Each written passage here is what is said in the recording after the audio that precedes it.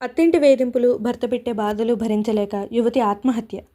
ఏంటి ఈరోజు ఈ పిల్ల పూజ గురించి చెప్పకుండా ఈ విషయం చెప్తోంది అనుకుంటున్నారా? అవును, సరిగ్గా ఈ సంఘటన జరిగి ఈ రోజుకి 2 నెలలు పూర్తయింది. నాకు బాగా తెలిసిన ఒక ఆడపిల్ల కథ ఇది. ప్రతి ఆడపిల్ల అత్తగారింట్లో ఎన్నో కలలతో అడుగుపెడుతుంది. అలా అడుగుపెట్టిన ప్రతి ఆడపిల్లకు కూడా కలలో కూడా ఊహించని కష్టాలు, కన్నీళ్లు ఎదురే పలకరిస్తాయి. ఎంతో కొంత ప్రతి ఒక్క పెళ్ళైన ఆడపిల్ల ఈ పరీక్షను ఎదుర్కొనే ఉంటుంది. అయితే కొంతమంది ధైర్యంగా నిలబడి పోరాడతారు, మరికొంతమంది బేలగా అయిపోతారు.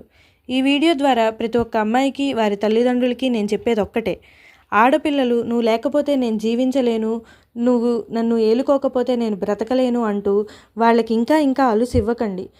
వారు తప్ప మీ జీవితం ఇంకేమీ లేదు అని పొరపాటున కూడా అనుకోవద్దు. మీరు చాలా సాధించాల్సింది చాలా ఉంది, మిమ్మల్ని మీరు నిరూపించుకోవాల్సింది చాలా ఉంది. తొందరపాటు నిర్ణయాలు తీసుకొని మీ తల్లిదండ్రుల్ని బాధపెట్టద్దు.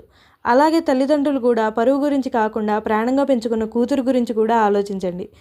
మీకు నేను చెప్పేటంతటి దాన్ని కాకపోవచ్చు, కానీ సాటి ఆడపిల్లగా బాధని తట్టుకోలేక అడుగుతున్నాను. తప్పైతే క్షమించండి.